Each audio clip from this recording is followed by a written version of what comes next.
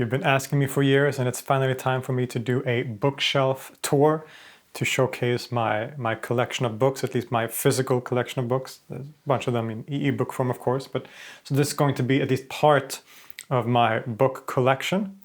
And the way this is going to work is we're going to go through.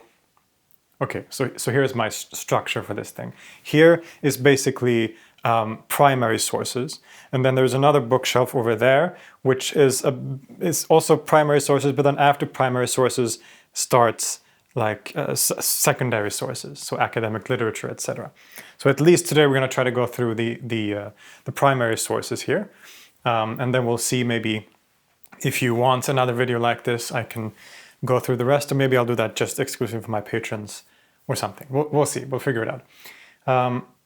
So that's structure number one is primary sources and then secondary sources, and then secondary sources are structured according to like topics or specific religions or philosophies, or there's a music section, there's a history section, and there is even like fiction eventually way back over there. Furthermore, for this primary sources section, it's structured chronologically, right? So it starts way back in antiquity here, and then it moves forward in history. It is not divided into any specific topic, but rather just chronologically, as much as one can, according to author. And then down here we're sometime in the Middle Ages, and then over there we get to modern times, right? So it's a chronological order. It's divided, if there's any division, it's divided into author. So the way that I've divided them up, or what I count in terms of the chronology, is the death of the author. So if Ibn Arabi passed away after Ibn al-Farid, then Ibn Arabi is after Ibn al-Farid. And then each author, if there are several books by a single author, if I can, I will also structure the books of that author according to the chronological order in which they were written by that author. And if before you ask, yes, I have a serious problem. Okay, so first of all, there's the astronaut cat who is watching over all of these books, very important. There is this beautiful painting of giraffes, which I got from one of my students. Shout out to Emma.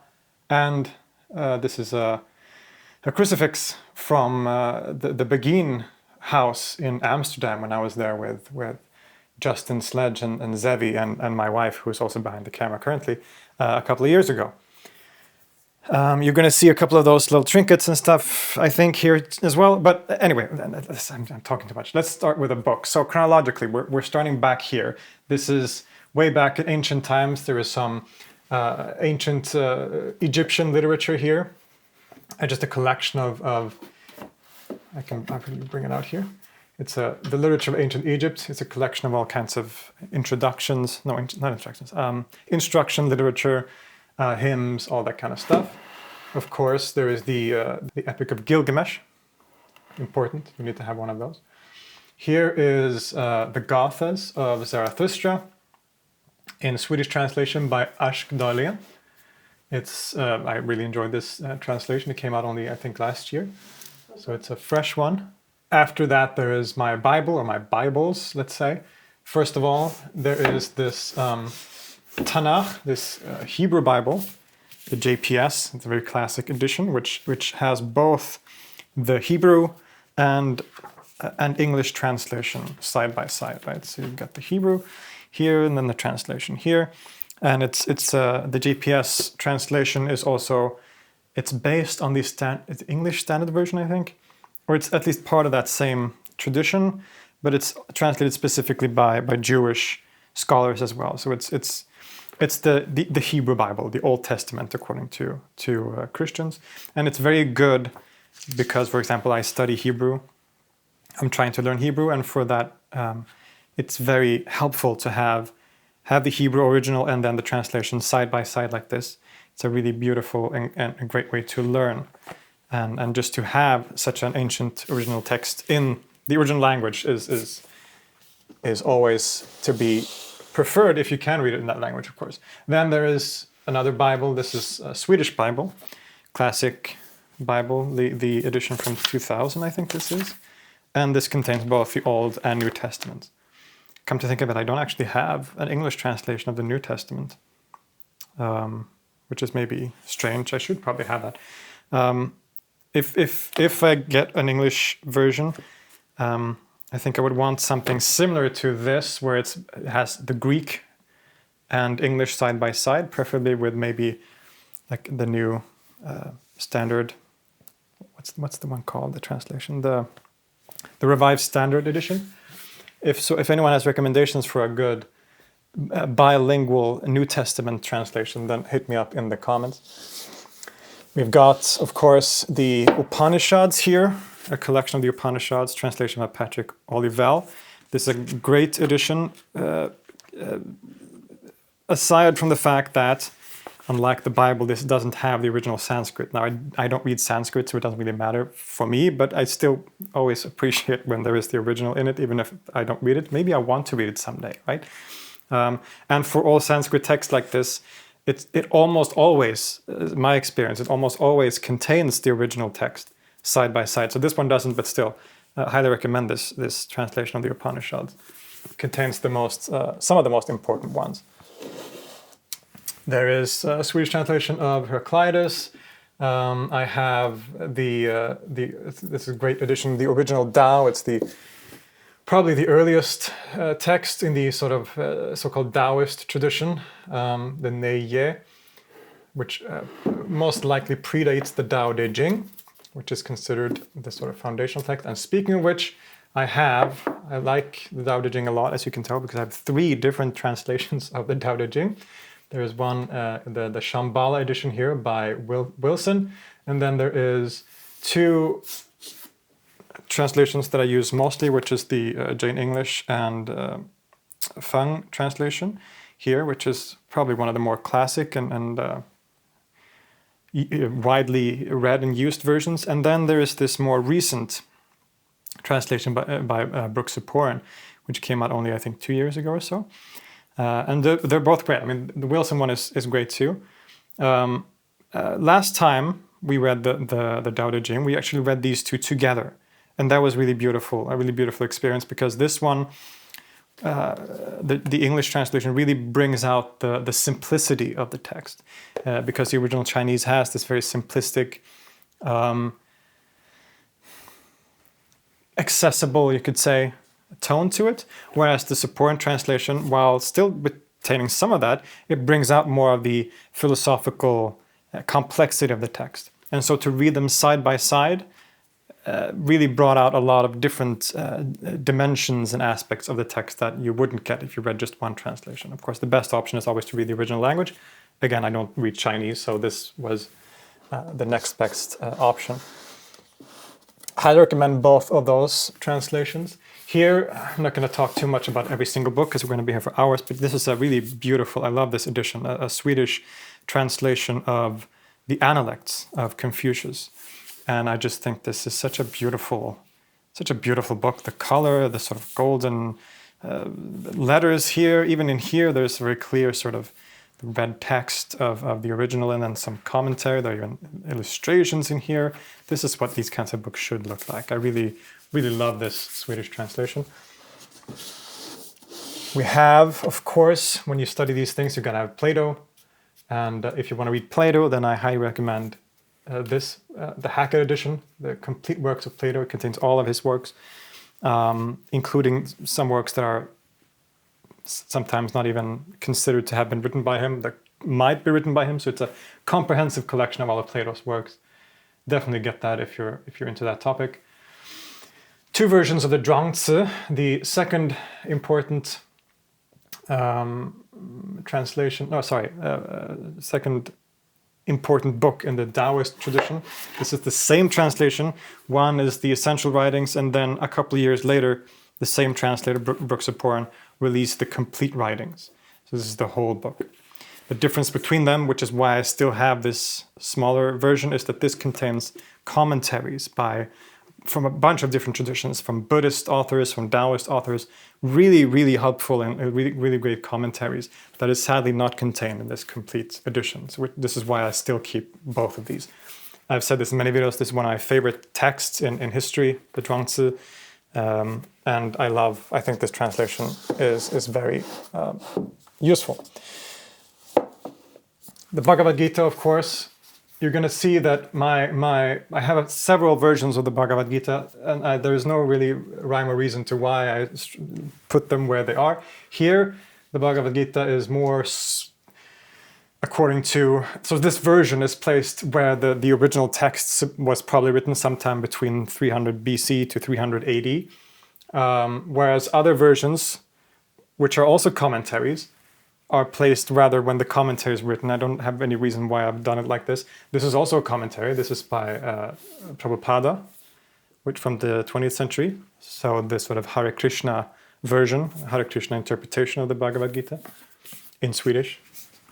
And you're going to see a few more of them as we go on.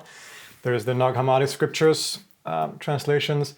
Really great book by Smith on Valentinian Christianity, translating some of the central texts from that tradition, as well as talking about that tradition generally. There's a Penguin version of the Meditations by Marcus Aurelius. There's the Chaldean Oracles here, or the fragments of the Chaldean Oracles.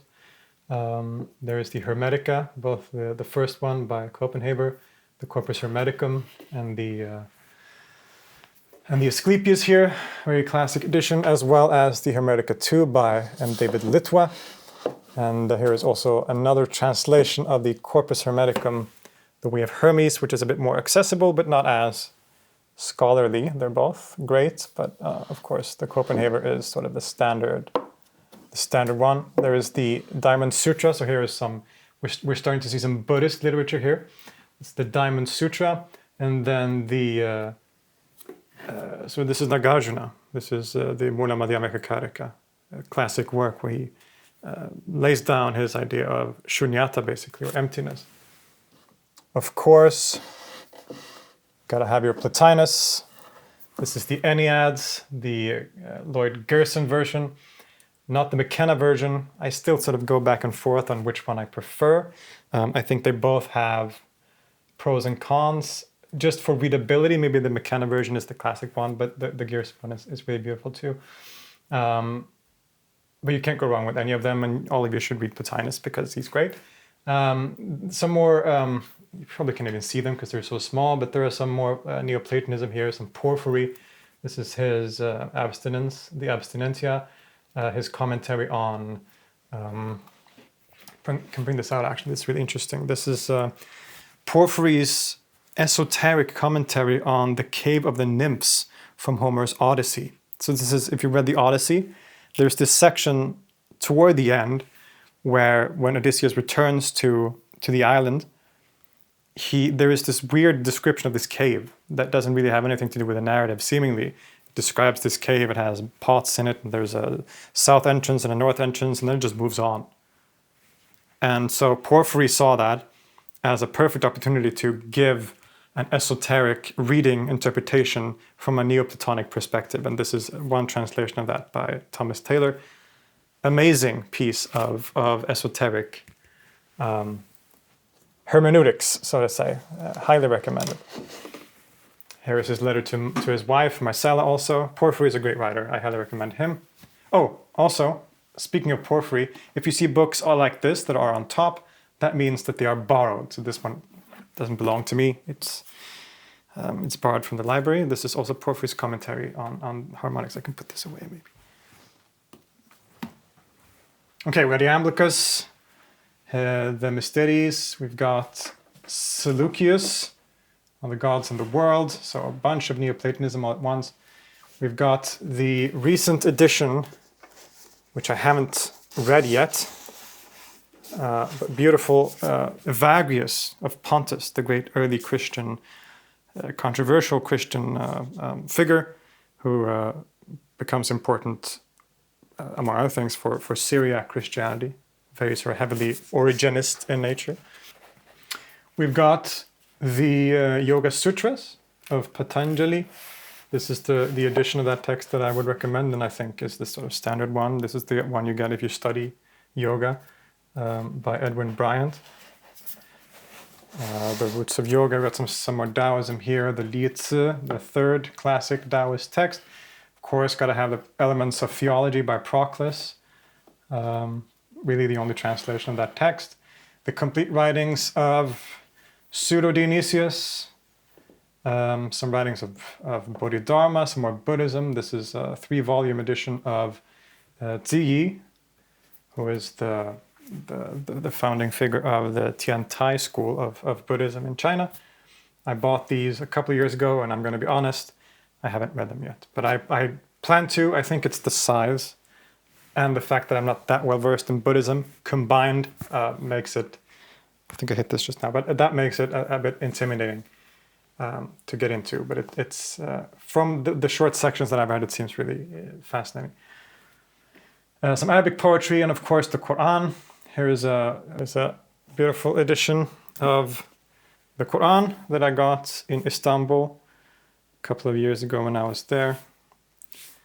It's interesting, it's got like QR codes and stuff. That's my Arabic Quran. Here is a Swedish translation as well of the Quran. Now we're getting into some more Hinduism. Here's the Advaita Vedanta section. This is Shankara. So we got Shankara's Brahma Sutra commentary here, massive book, probably maybe his most important. And then another version of the Bhagavad Gita, which is the Bhagavad Gita with Shankara's commentary, right? And for some reason I put this here and not up there with the other Bhagavad Gita, because that's what I felt like doing one day when I did this bookshelf. This is also Shankara. This is the Mandukya Upanishad, one of the short and famous important Upanishads, with Gaudapada's Karika, so commentary. And he was the grand guru. Is that what you call it? The guru of Shankara's guru, it is said. And then Shankara's commentary on that commentary. So this is one example of that kind of crazy commentary inception situation that you find in a lot of Indian philosophical history, where it's like commentaries on commentaries on commentaries. Very important work. And the only independent surviving work by Shankara that seems to be by him, that is agreed to be by him, that's not a commentary but an independent work, which is the 1,000 Teachings. Gotta have your Shankara, and I have my Shankara. The Platform Sutra, an important work for Zen Buddhism, a translation by Red Pine. And here, aside from the Quran, here we start getting into some Islamic literature. The earliest I have is this edition, a beautiful edition of the Kitab al-Athar. The title says of Imam Abu Hanifa, but it's actually by Muhammad al-Shaybani, one of the students of Abu Hanifa, who sort of presents the legal opinions of Abu Hanifa and the Hanafi school, the earlier Hanafi school. Right? It's a pretty substantial book, and it's a really interesting look into some of the earliest forms of Islamic jurisprudence and the sort of arguments of the Hanafis. Here we're getting into some Shaivism, and you're going to see a lot of Shaivism. So this is some of the earliest literature in what is known as Kashmir Shaivism, the non-dual school of Shaivism, the aphorisms of Shiva. There is the stanzas on vibration, the Spanda Karika, both by the late, great Mark Duskovsky, who passed away just 2 months ago or so. So may he rest in peace. He did some of the most important and amazing work in this field. This is just one example, and you'll see more soon. This is the Edda, the classic work of Norse mythology. This is, of course, in Swedish translation, because that felt most fitting. Beautiful edition. We see here a book on music, an early book on music in the Islamic world by Abu Talib al-Mufaddal ibn Sallama, who argues for the permissibility of music. This is an early text. This is like the early 10th century, I believe. And a watershed moment, the earliest book of Sufism, chronologically in my bookshelf, which is Abu Sayyid al-Kharaz, one of the early Baghdadi Sufis, the Kitab al-Sidq, or the Book of Truthfulness. This is a beautiful little book here. We've got the classic Secret of Golden Flower, made famous by Carl Jung, the Thomas Cleary translation, which I prefer. It has a great commentary at the end. This translator's afterword, which I found incredibly useful. So just for that reason, this is recommended. This is it's like a Daoist slash, mostly a Daoist, like Chinese work. We get to Arabian Nights or 1001 Nights, the Richard Burton version, which is, has its problems. It's over-sexualized and all kinds of things, an Orientalist. Still, you cannot deny the beauty of this edition. I forget who published it. I apologize. Let's look into this. This is the Barnes & Noble edition here. It's got illustrations. But, for a more reliable, accurate, perhaps, translation, then, you're better off with Hadawi's, or there are some other newer ones by Yasmin Seal, for example, that don't have, that have done some great translations.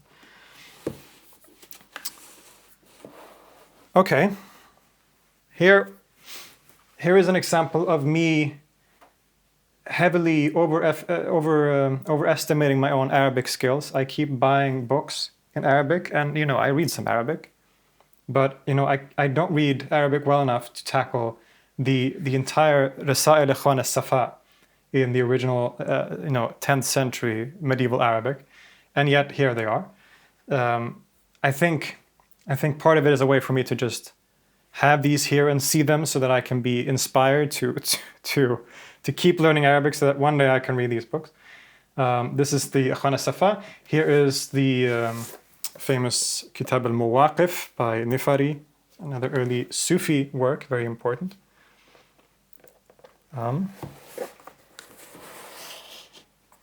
This one might be more, I could probably get through this with a lexicon. The Picatrix, by the translation by my friend Dana Trell and David Porrica. And then here's Aquinas, a Bard book. And then we're getting into some more Shaivism. Some of my favorite works from the Indian tradition. I think, for example, Utpaladeva is one of the most brilliant philosophers, sadly not well known outside of this particular field of non-dual Shaivism.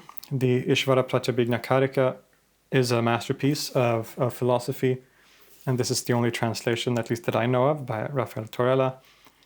Really, really amazing stuff. And of course, as is often the case with these Indian works, you've got the Sanskrit as well, which again, I have no use for, but maybe in the future. And fittingly, we then get to the great master of Shaivism, which is Abhinavagupta. Another Bhagavad Gita, first of all. This is his commentary on the Bhagavad Gita. So this was a very common thing for people to comment on works like the Bhagavad Gita, to showcase their philosophy. So for example, Shankara wrote one, Abhinavagupta wrote one, Ramanuja wrote one, to show through their interpretation of these important scriptures their particular perspectives on philosophy. And Abhinavagupta, of course, wrote many works. His most major work, his most famous work, is the Tantra Loka. And this is what you see here, this long section of books here, 11 volumes of the Tantra Loka. This is a massive work of Shaivism that covers everything from philosophy, the Pratyabhijna, non-dual philosophy of Abhinavagupta, but also practice, tantric ritual practice and all these kinds of topics. He covers everything here. And this edition, these 11 volumes, once again, translated by and self-published by the wonderful and late Mark Dyskowski, who we miss already. This is a massive, massive achievement. This is really his life's work, you could say, translating this important text, and with insanely comprehensive footnotes and commentary. Just look at this. Here is the original text, and then there's like, this is footnotes, and half this page is footnotes, and they're wonderful. They're so useful. I'm so glad that I was able to acquire these volumes. Have I read them all? No, of course. I'm making my way through them, but it's a good book to have. More Shaivism here. Kshemaraja, Abhinavagupta's student. He wrote the Pratyabhijna Hridayam, the Heart of Recognition, as a sort of short summary of this and that. We have some Ibn Sina here, at least part of his Isharat wal Tanbihat, the metaphysics section.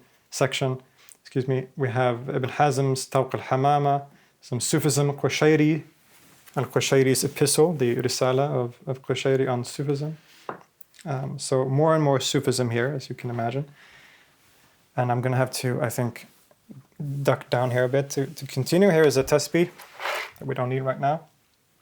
So naturally now we're getting into a lot of, because of course, I specialize in Islam and Sufism, we're getting into a lot of that now, because we're chronologically now we're at the 11th, 12th century, which is when things start really happening in terms of Sufi literature and so on. Nasir Khusro, the great Ismaili philosopher, the Jami al-Hikmatain, this is called. This is the Jami al-Hikmatain, the reconciliation or the coming together of two wisdoms, which refer to philosophy and religion, specifically Ismaili theology. Here's another one of those commentaries, Ramanuja. Ramanuja is, of course, the founder of what is known as the Vishishtadvaita Vedanta, the qualified non-dualist school. And this is his commentary on the Brahma Sutras. So we saw before here, this is Shankara's Advaitic commentary on the Brahma Sutras. This is Ramanuja's Vishishtadvaita commentary on the Brahma Sutras. Or the Brahma Sutras. So there's that. We've got some good old Hildegard, the Scivias. We have Ibn Tufail's Hayy ibn Yaqthan, the famous work of the philosophical novel about this man who grows up on an island, and he's able to come to philosophical truths without the help of culture or external religion. Right? This very classic work of Islamic philosophy and mysticism to a degree. His student was, of course, Ibn Rushd, or Averroes, and this is his... so this is why I want to showcase this one in particular. This is a great series of books, the Islamic translation series, and it's great for a particular reason. And maybe based on what I've said so far, you can guess why I love these editions so much. It's because it has both the original language and translation side by side. This is, look, everyone, why doesn't everyone do this? When you translate a text, a historical text, why doesn't, I know why, but I feel like this should always be the case. You should always have the original text, if possible. Of course, that costs more because you gotta have more pages, etc. This book is important because it's Ibn Rushd's argument for why philosophy and reason and religion and Sharia, so religious law, can be harmonized, which is a very important topic for him, obviously. Here's a book on Abu Madyan, which is relevant for us because we're going to Morocco tomorrow. So he's one of the important Sufis from Morocco. Here is the prose Edda. Don't have to say too much about that. Here is the Shams al-Ma'arif. I'm not going to touch it for your sake because you're going to be worried for my health, but it's fine. This is the original Arabic, Shams al-Ma'arif al-Kubra, and this is the translation here. We've got some Mu'ayyid Chishti. Here is the Diwan of Ibn al-Farid, the Arabic original here. And then this is a translation of two of the famous poems of Ibn al-Farid, the great Egyptian Arabic Sufi poet. This is the late Emil Homerain's translation of the Khamriya and the Ta'iyya al-Kubra, the two most famous poems of his. And now, if you know me, you know that it's become sort of an inside joke on the channel, even without me having anything to do with this. But the appearance in some way of Ibn Arabi in every single video that I make is sort of a recurring joke among you in the audience. And there's a reason for that, and that's because, of course, well, there are several reasons for that. Number one is because he turns up everywhere because he's so important for the history of Islamic thinking, Islamic mysticism, but also just theology in general. Even though he is today maybe seen as like a fringe figure, that was not the case historically. He had such a huge influence, but also because, of course, I've studied him in particular, and that's certainly clear here from this collection. This is where Ibn Arabi starts, and it ends down here. So it's a lot of translated text. We're not going to be able to go through even half of them right now. There are both short text and long text because he wrote some works that is like a couple of pages and some that are thousands, tens of thousands of pages. Most of these, thankfully, are published by Anka Publishing, which has both the original Arabic and English translation. Let's pick one. So, for example, the Universal Tree and the Four Birds, the Ittihad al-Kawni. A really interesting work that has clearly very strong Neoplatonist influences. Has also the Arabic back here, right? Which again is bonus points in my book. I try to order this chronologically in terms of when he wrote the books, and in this case, we do have an idea of when certain books were finished. So we know that his commentary on the divine names is one of the earliest ones. The Mashahad al-Asrar here is also one of the earliest ones. This is all from his sort of Western period, the Maghribi and Andalusi period, right up until I think around here, when he starts writing the Journey to the Lord of Power and the Sufis of Andalusia, which should actually be reversed, because he wrote the Sufis of Andalusia when he was in Mecca around 1205, I believe, when he had already come to the east, and the Risalat al-Anwar was written in Konya a couple of years later. So here is the Tarjuman al-Ashwaq, his famous collection of poems that was inspired by the beautiful Nizam, also written in Mecca for the most part. Two translations. This is a recent one by Michael Sells, which is very beautiful, very poetically pleasing in English as well. And next to it is the more classic translation by Nicholson, which doesn't sing as much poetically as does Michael Sells' one, but this is more literal. So I like this version for two reasons. One, it's more literal, so you get more directly what Ibn Arabi says in the Arabic, but it also contains Ibn Arabi's own commentary on the work. So if you know the story about this work, he wrote this as a sort of, well, they're love poems, and they sound just like love poems, and they were inspired supposedly by this beautiful woman in Mecca called Nizam. And when he published this, people were upset. Certain jurists and exoteric scholars were very upset about this, that he was writing erotic poetry, basically. Someone who was known as a great spiritual religious master was writing profane love literature. And so he was convinced by some of his students to write a commentary on the poems to show that they were actually about divine topics, that they were metaphors for the mystical path, for example. And this translation by Nicholson also contains those commentaries, which is amazing.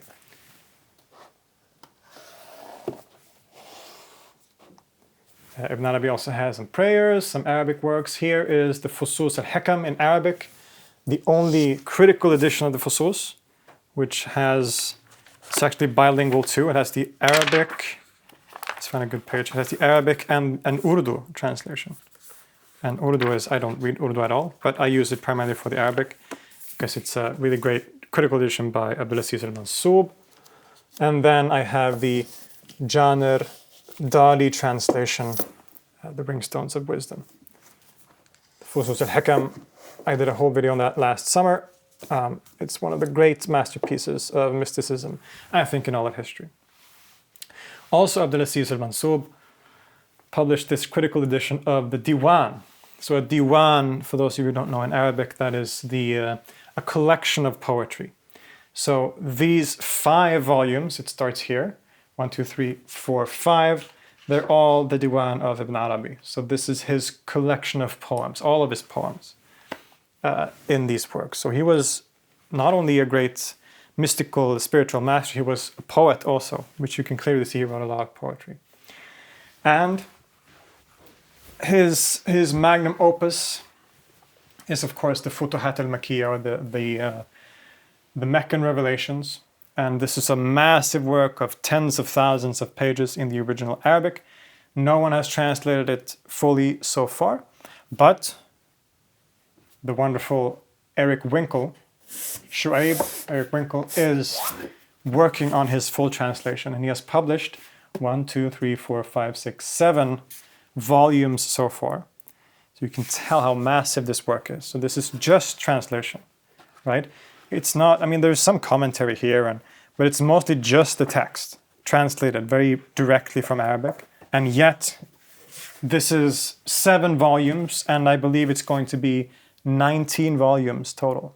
Right? So there's a lot of work left to do, a lot of books left to be published, because it's such a massive work. We're not even, this is taking up a big portion of this shelf, but it's not even halfway, right? So when this is finished, this project of his, it's going to be massive. But what an amazing achievement! Just like the Tantra Loka translation of Mark Duskovsky, you can't help but just be so impressed by the scholarship of these individuals.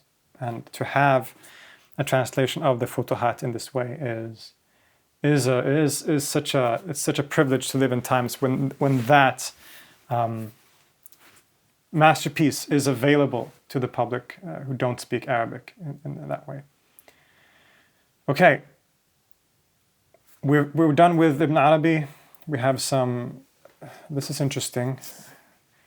This is Obadiah Maimonides. This is the grandson of the great Jewish philosopher Maimonides. But this is actually a mystical work, the Maqal al-Hawdiyya, the treatise of the pool. So Maimonides was a great philosopher, as you know, but if you watched my video on his son actually became the leader of a sort of Jewish reform movement in Cairo that was heavily inspired by Sufism and adopted a lot of Sufi ideas. And this is his son, Obadiah, so the grandson of Maimonides, who continues in that line. And if you read this is very much it has a very strong Sufi character, although with references to like the Old Testament or the Hebrew Bible more so than the Quran, etc. Very interesting. Here is also Ibn Sab'in, the Bud al-Arif in Arabic. There's no translation of this work, so this is the Arabic edition of that controversial work by the really enigmatic Andalusian mystic Ibn Sab'in from the Ricote Valley, which we visited last year. I made a video when I was there, if you've seen that. It's a beautiful, beautiful place. And of course, his student, Abul Hassan al-Shushtari, one of my favorite, why is this upside down? One of my favorite Sufi poets, especially in Arabic, Abul Hassan al-Shushtari. This is the translation here that I used in that very idyllic video when I read his poems in his birthplace.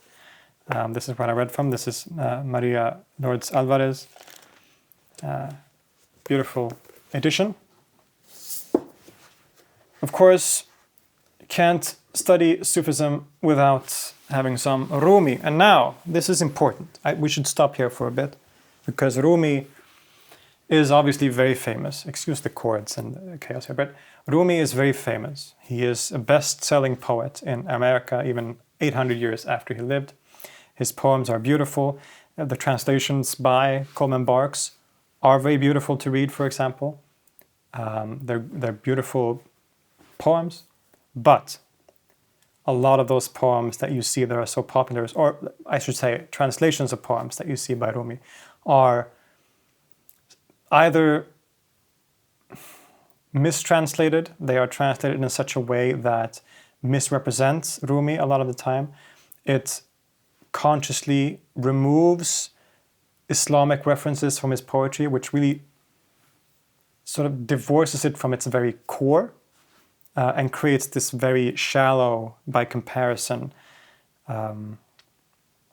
shell of the poetry that doesn't really represent what Maulana Rumi was actually about. It's either that the poems are poorly translated, or sometimes, a lot of the time, the kind of poems you see spread online are just outright false. They're not by Rumi at all, or made up, or they're by someone else and they're attributed to Rumi. So for Rumi in particular, I think it's worthwhile to really to point that out. There's a lot of misinformation, a lot of misattributed poems that are spread around about from Rumi, or mistranslations or poor translations of Rumi. So then people sometimes ask me, well, what translations do you actually recommend? What translations do you use? There are a few ones that you can consult. First of all, Rumi is a poet, but he also has a work of prose, which is called the Fihi Ma Fihi, in it what is in it. And this is his khutbas, his sermons that people wrote down. There are two main translations. There's one called The Discourses of Rumi by Arbery, which is good. I also recommend this, which is called The Science of the Unseen by Thaxton. So this is his prose work. And maybe, if most people maybe are drawn to the poetry, but if you're interested in his thought and him explaining things more in prose form, then this is a great read. For his diwan, or divan, if you want to be Persian, there is no translation of the full thing. There are two routes you can go if you want to read the diwan, this sort of isolated poems that he's famous for. On the one hand, there's one edition, or one that I don't have, sadly. It's a translation by Arbery, and it's called, I think it's just called Mystical Poems of Rumi. And it contains a lot of the ghazals, so the love poems in the ghazal form from the divan. So the ghazals are just one part of the divan. Other poetic styles are also featured in the divan. Among other things, the quatrain, the form known as rubayat in Arabic, and all of the quatrains or rubayat of Rumi's divan are actually translated in this edition by Ibrahim Gamard and Rawan Farhadi. So this is all of the quatrains. This is 2,000 poems from the divan of Rumi, and you've got the original Persian and translation, and really great, authentic translation of the poems. So that's his divan. It's either you go for this for all of the 2,000 quatrains, and then you can go for Arbery for some of the ghazals, although not all of them. I think there are 3,000 ghazals in the divan, and I think Arbery's work has around 800 of them, which is still substantial. And then Rumi's great masterpiece of poetry is, of course, the Masnavi Imanavi, the I don't know how to translate that, like spiritual verses, basically. And the Masnavi, there is one full translation of the Masnavi by Nicholson, which is from the 1940s. It's kind of old-styley, archaic. It's a good translation. But there are some new translations that I have here that I also highly recommend, but they are incomplete. First of all, there is the Mujaddidi translation, which are these 5 books. He has published 5 of the 6 books of the Masnavi so far. So the last one should be coming out in the coming years, hopefully. This is a beautiful translation because it rhymes. So it has a poetic quality to it. I'm going to read here. The hare escaped like this through his shrewd plan. To celebrate towards the rest he ran. He'd seen the lion humbled now and slain, and so he cartwheeled all across the plain. Right, so here it's got this rhyming, poetic quality to it, and it's a really beautiful translation. And even more recently, Alan Williams has also come up with a translation, which is also very accurate, very good. It doesn't rhyme in the way that the Mujaddidi one does, but it still has somewhat of a poetic quality to it, I would say. And it's a very readable, very accessible and beautiful translation. So for the Masnavi, I would recommend either of these two.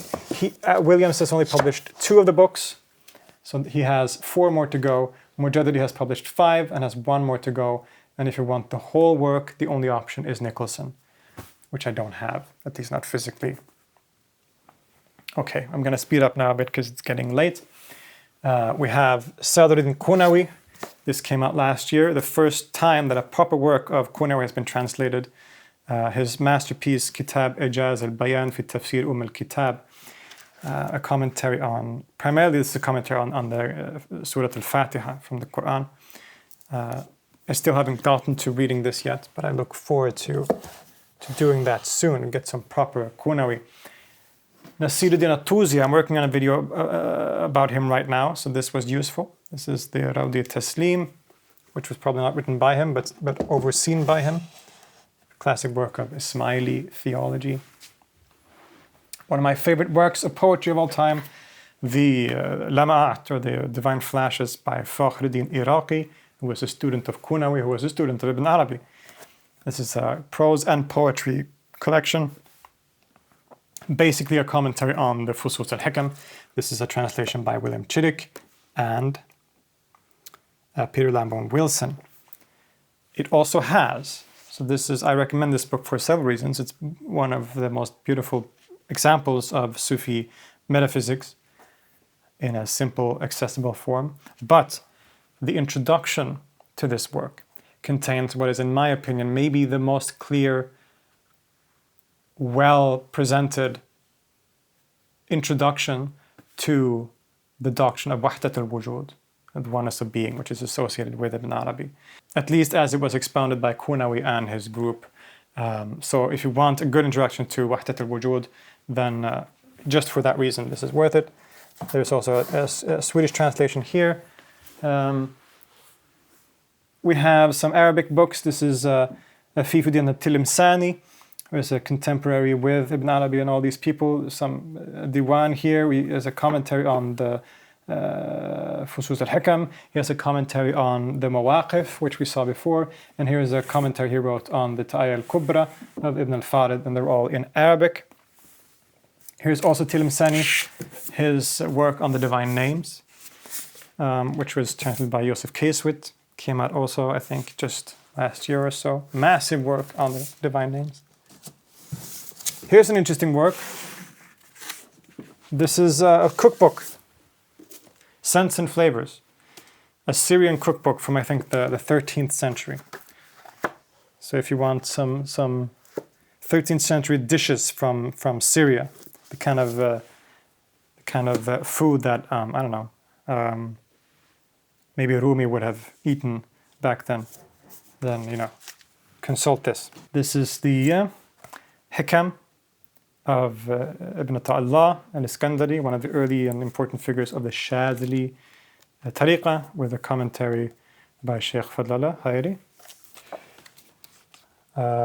We've got Marguerite Porret, Mirror of Simple Souls, some Yunus Emre, Nizamuddin Awliya. Of course, you gotta have your Eckhart. This is a recommended edition, the complete mystical works of Meister Eckhart. Translates, shouldn't sound like that. Translates all of his sermons. And of course, the classics of Western spirituality. Series also on Meister Eckhart, which contains both sermons and works, etc. There are so many interesting books. I try to I'm going to do this fast, but then there are so many ones that I wanna present you with. Here is, for example, a commentary on the Quran from an Akbari Sufi perspective by Abdul Razak Kashani, who is he's from the Ibn Arabi school. Ibn Arabi was a teacher of Sadruddin Qunawi. Qunawi was a teacher of Al-Jandi. Al-Jandi was the sheikh or teacher of Kashani. So it's like 3 steps from Ibn Arabi. Sometimes this is called the Tafsir ibn Arabi because it represents his school. It's sometimes attributed to him, but it's actually by Kashani. It's in 2 full volumes. So if you want a really interesting interpretation of the Quran from a sort of esoteric point of view, then that is highly recommended. This is some more commentary literature. We've got Gulshan-i-Raz by Shabistari, translated by Abdel Haidar, Robert Dar. Heinrich Suso, one of Eckhart's students, some collections of his works. Got Hafez, Ibn Abbad, Lal Ded, the Kashmiri Shaiva female Shaiva teacher, and her poems. I did a video on her a couple of years ago. There is the Muqaddimah by Ibn Khaldun here. Abdul Karim al-Jili, another Akbari thinker. At least this is a section from his Insan al-Kamil. Always love how this one smells. Here is also some more Sufism. This is a female Sufi, Aisha al-Ba'uniya, a Sufi poet, rather late. We're talking now the 16th century. A beautiful poet. This is her entire diwan, so all of the poems in Arabic. One of the greatest Sufi poets from that time, and forgotten, but should be remembered more. This is some translations of her work by Emil Homrein. Okay, so that's the first shelf. We're almost done with the primary work section, but to finish that off, we have to move over here. So we're going to stand up and we're going to head over to the other bookshelf. Okay, so this is the second bookshelf. It also has some trinkets on top. Here is a calligraphy of the name of God in Arabic, Allah, which I got also in Istanbul a couple of years back. This is also from Istanbul. It's got Rumi and some whirling dervishes. This is from Sevilla. This is like a souvenir, very cheap kind of thing, but it's got a depiction of Mary in the form known as the Virgin of El Roccio, which is this incredible form of Mary that's popular in the Sevilla region in Andalusia. Looks almost like excuse me if this is offensive to some Christians, but it looks almost like a Hindu kind of Kali goddess depiction. It's really incredible, especially when you see it live in those churches over there. But the books, of course, are in focus here.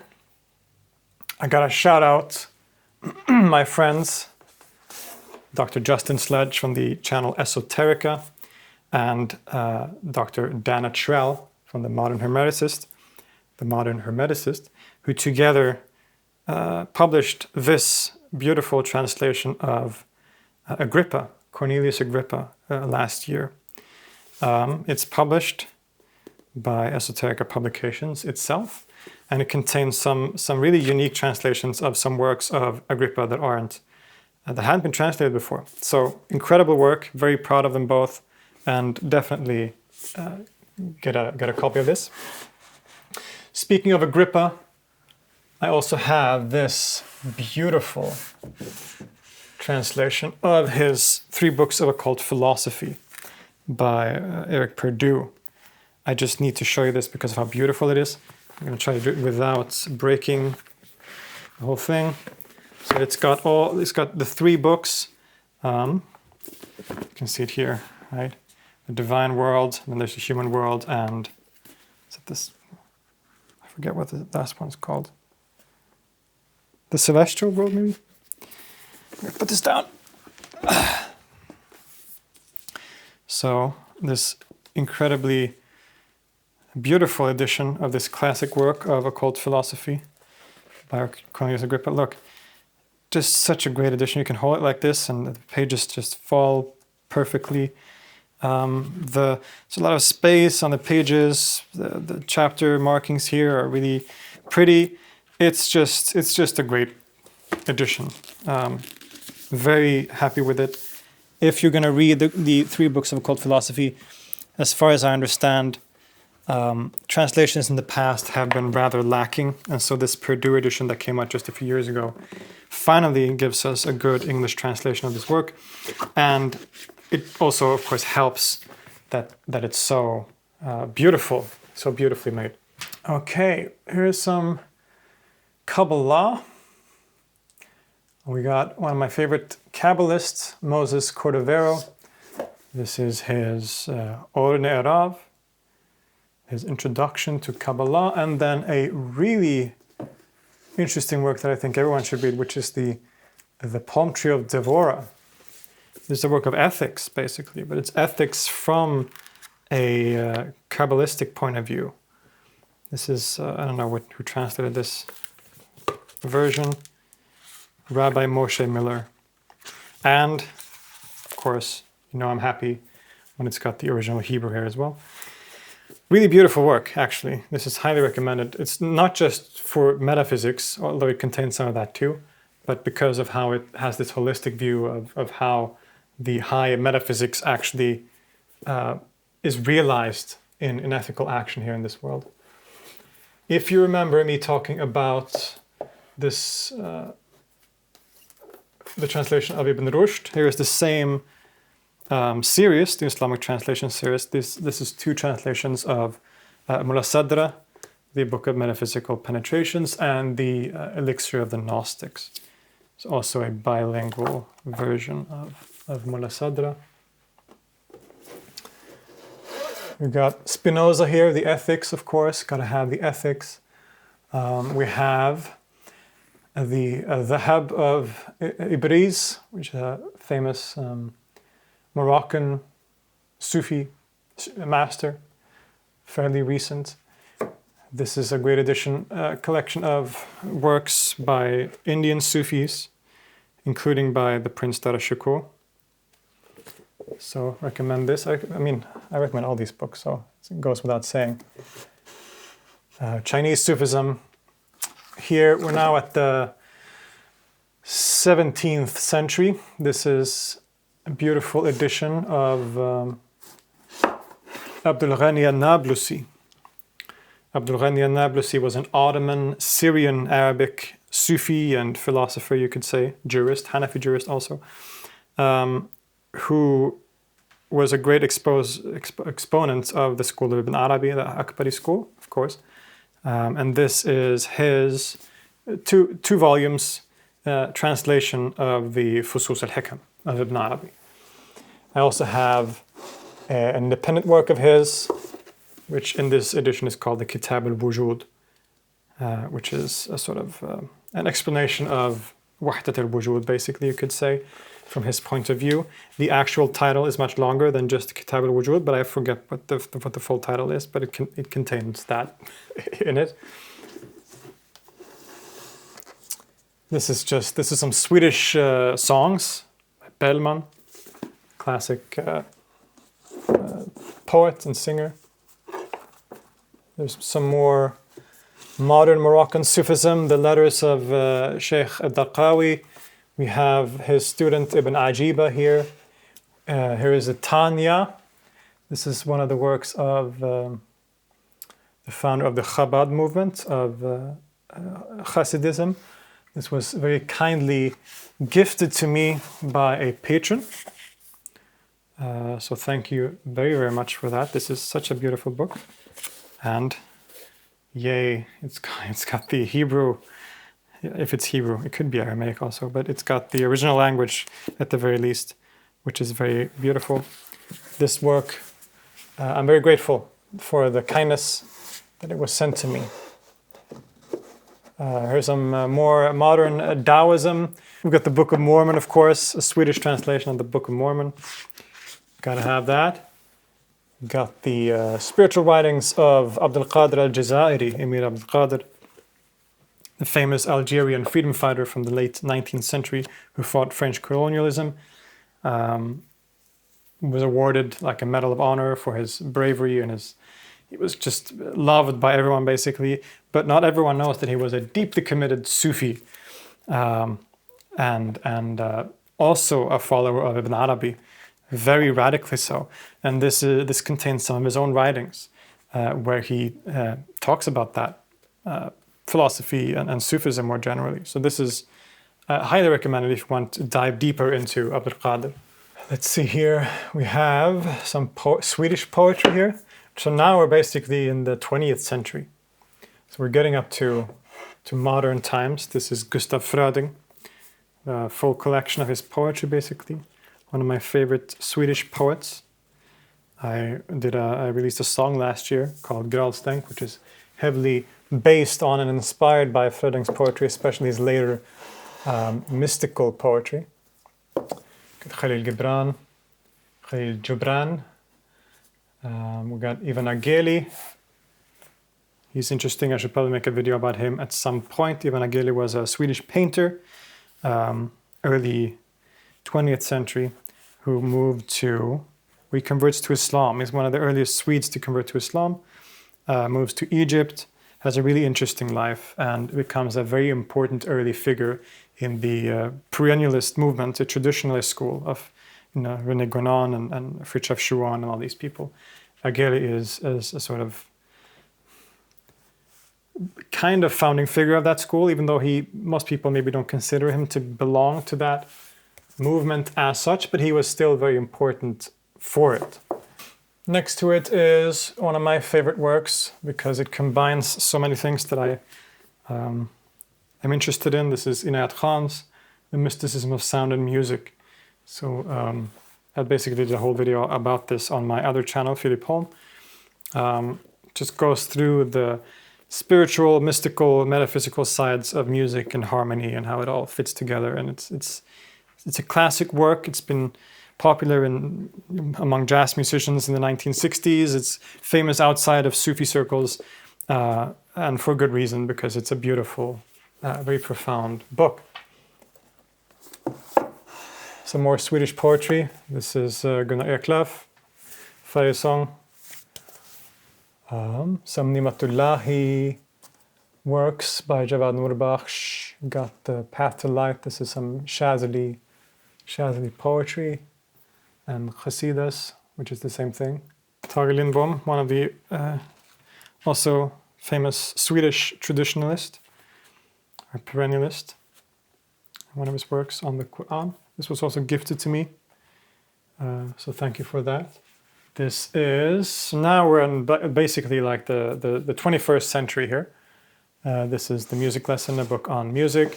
We got Pirzia Inayat Khan's Mingled Waters. This is the grandson of Inayat Khan. Sort of, you could say, a Sufism on the mystical union of religion. So kind of perennialist work in a certain sense, at least. Divine Attunement. Another work on sort of music and mysticism of music. The Dalai Lama, Buddhism. Got some works here by Sheikh Fadl Ha'iri. This is an interesting book. Sculpting the Self, Islam, Selfhood and Human Flourishing by Muhammad al-Faruq. Here is also an interesting work. This is by David Sterling, Haj Mustafa Sterling. A sort of autobiographical account of many of his travels, meeting Sufi masters across the world. Really interesting, fascinating stories about all kinds of things. I met Haj Mustafa last year. He's a wonderful, wonderful guy, and I highly recommend this book if you want some really interesting stories.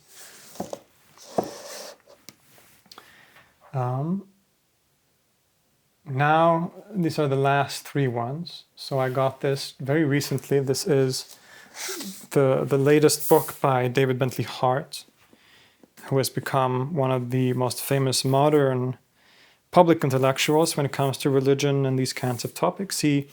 I have read his book called The Experience of God in the past, which is in many ways it's become a sort of modern classic. And it's good. I like it in the sense that it really brings the discussion about God and religion to a new level beyond these sort of misunderstandings that we often find in discussions about God and religion between atheists and believers, for example. He sort of takes that discussion to where it needs to be, right? We're really respecting traditional and proper theology. And so having that discussion on a much higher level, which I really appreciate. This is the latest book, which I haven't read it yet, but it seems really interesting. Basically tackling the hard question of consciousness, right? So heavy stuff, but very important stuff. Look forward to reading that one. I've heard good things.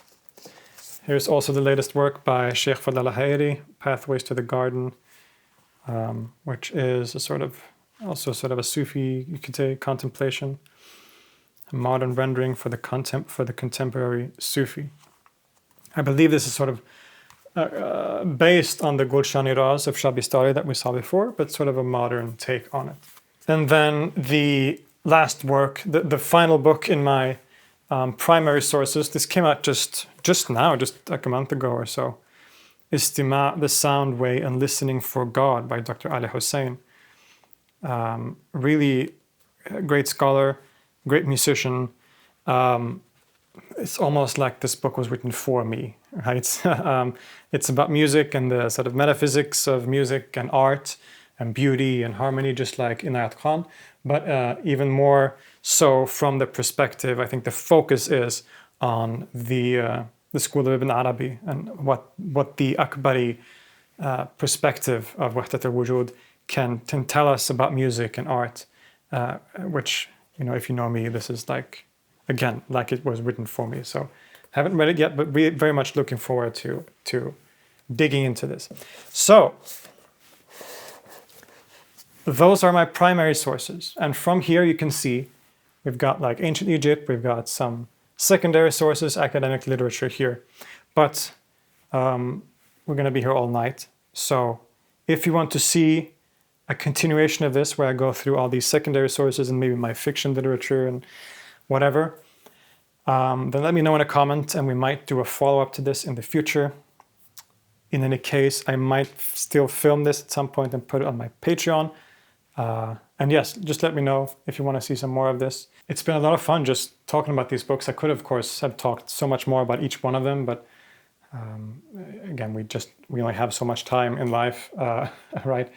But for now, I hope you enjoyed this. I hope this inspired you maybe and gave you some new book recommendations. All of the ones I've talked about, basically, I enjoy. That's why I have them here. And so they're all useful for different purposes. And I hope that inspired you, again, to maybe pick up some of these books, at least borrow them, if that's more your thing. And we hope that the astronaut cat will keep protecting these books while we're away in Morocco, where we're going to be for the next couple of weeks. Probably when this comes out, we're going to be there and shoot some exciting footage for you to enjoy. So stay tuned for that. For now, thanks so much for watching, and I'll see you next time.